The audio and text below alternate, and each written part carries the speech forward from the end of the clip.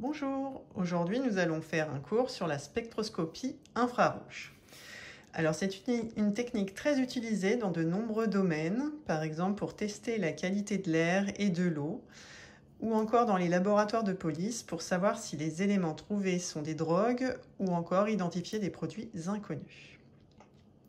La spectroscopie infrarouge exploite les fréquences auxquelles les molécules vibrent. Le rayon infrarouge est suffisant pour faire vibrer les liaisons entre les atomes au sein d'une molécule. Il est ainsi possible de déterminer quel type de liaisons chimiques sont présentes en analysant le spectre d'absorption d'infrarouge. Pour cela, on envoie un rayonnement infrarouge situé entre 2,5 et 20 micromètres. Donc les rayonnements infrarouges sont ici. Voilà.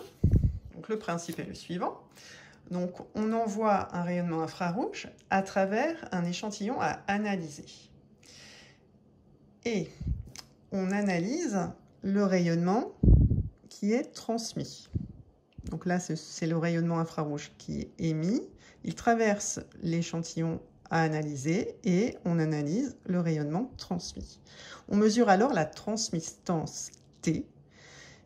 Donc si on a une transmittance de 100%, cela signifie que le rayonnement a été entièrement diffusé, c'est-à-dire qu'elle n'a pas été absorbée, l'onde. Sinon, si on a une transmittance de 0%, cela signifie que l'absorption de l'onde a été totale. Voilà. Donc de ce fait, les spectres possèdent des bandes d'absorption orientées vers le bas. On va vous expliquer. Alors, donc on obtient un spectre, comme ceci, que l'on appelle spectre infrarouge. En ordonnée, ici, on a la thermistance. C'est le pourcentage de lumière transmise, enfin la transmittance, pardon, T. C'est le pourcentage de lumière transmise. C'est la partie de la lumière passant à travers l'échantillon à analyser sans être absorbée. En abscisse, on a ici sigma, qui est le nombre d'ondes en centimètres moins 1, qui est en fait l'inverse de la longueur d'onde. Donc la longueur d'onde, je rappelle, c'est lambda, et l'inverse, ça va s'appeler sigma, le nombre d'ondes, c'est égal à 1 sur lambda. Donc c'est en centimètres moins 1. Selon la molécule, les différentes liaisons vont absorber certaines longueurs d'onde. En fonction de la quantité absorbée, on peut identifier les composés de la molécule grâce à des tables de référence. Les pics correspondent à la lumière absorbée, donc là les pics comme ici par exemple. Donc certains pics correspondent à certaines liaisons. Donc par exemple, la liaison CH absorbe une lumière aux alentours de 2850-3000 cm-1. Donc là, ça va être le pic qui va caractériser la liaison CH. Donc ici, toute cette zone-là, c'est une bande caractéristique de certaines liaisons. Et là, ça va être l'empreinte digitale de la molécule que l'on aura du mal à exploiter. Alors, les tables de données, comme ceci, vont permettre d'identifier les types de liaisons. Voilà, donc je remets bien. Par exemple, la liaison CH, comme je vous disais, c'est entre 2900 et 3100 cm-1. Voilà. Donc il faudra toujours regarder les tables ainsi que la largeur de la bande qui nous donnera une information sur la nature des liaisons présentes dans la molécule. Alors on va voir des exemples, évidemment. Hop. Alors, voici deux molécules. Donc la première, c'est le 2-chloro-2-méthylpropane, dont la formule semi-développée est ici. Vous avez la bande caractéristique des liaisons CH vers 3000 cm-1. Et pour l'autre molécule, le 2-méthylpropane-2-ol, donc on voit qu'il y a la liaison, le groupement hydroxyle de la famille des alcools, ici, OH.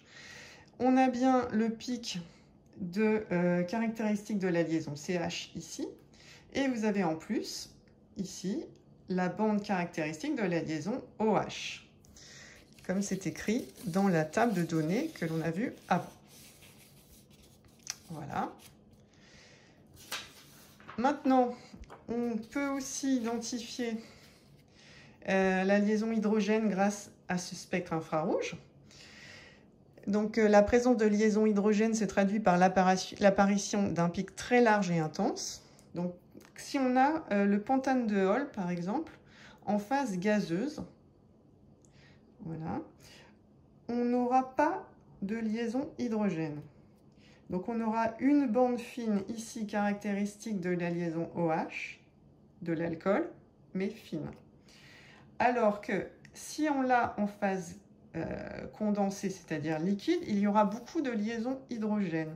Donc on aura le pic qui correspond à la liaison OH, qui sera large et un peu plus avancé que l'autre, ce qui signifie qu'il y a des liaisons hydrogènes entre les molécules de pentane de Hall quand il est en forme liquide. Donc comment on a trouvé? Toujours avec la table de données qui est là et qui nous disait que la liaison OH ici en phase gazeuse, c'était un pic fin vers 3600, alors que la liaison OH en phase condensée, c'est-à-dire dans l'eau, voilà, ou dans la glace, eh bien, il y a une large bande forte vers 3200-3550 cm moins 1. Donc là, on voit bien. Donc je remets la bande large ici, et alors que là, on a un pic fin pour la liaison OH sans liaison hydrogène. Alors peut-être vous vous rappelez plus bien ce que c'est qu'une liaison hydrogène, donc je vais vous rappeler. Donc une liaison hydrogène, c'est une liaison non covalente de faible énergie qui s'établit entre deux molécules. Donc c'est une liaison intermoléculaire entre un atome d'hydrogène qui est relié à un atome électronégatif de sa molécule avec un autre atome très électronégatif d'une autre molécule. Voilà, c'est une petite liaison comme ceci qui est de faible énergie et qui n'est pas une vraie liaison covalente puisqu'elle est entre deux molécules. Voilà. Donc, je vous remercie de votre attention.